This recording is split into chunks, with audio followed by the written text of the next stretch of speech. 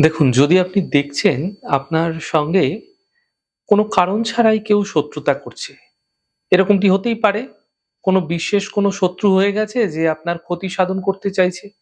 অর্থাৎ শত্রু আপনাকে কোনো না কোনোভাবে চাইছে আপনার ক্ষতি হোক, আপনাকে নাজেহাল করে তুলছে সে। আপনি এরকম সময় একেবারে দিশেহারা হয়ে পড়েন।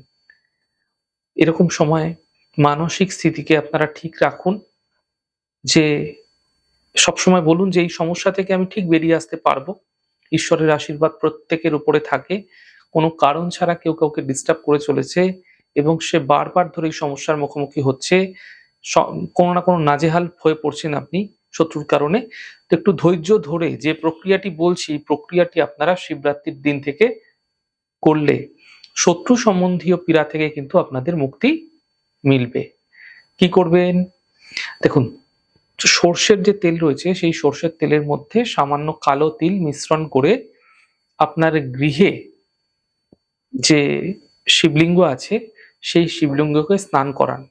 যদি পারদের শিবলিঙ্গ থাকে অত্যন্ত শুভ।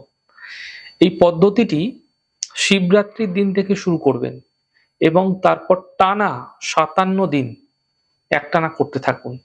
আপনি দেখতে পাবেন যে শত্রু আপনাকে ভীষণভাবে উত্তপ্ত করে তুলছিল, যে আপনার ক্ষতি সাধন করতে চাইছিল, সেই শত্রু ধীরে, ধীরে দূরে সরে যাবে। যখন আপনারা তেল এবং তিল একসাথে শিবলিঙ্গে অর্পণ করছেন, তখন নমঃ শিবায় মন্ত্রের জপ করতে ভুলবেন না এবং আপনারা শত্রু সম্বন্ধীয় মনস্কামনা জানাতে ভুলবেন না।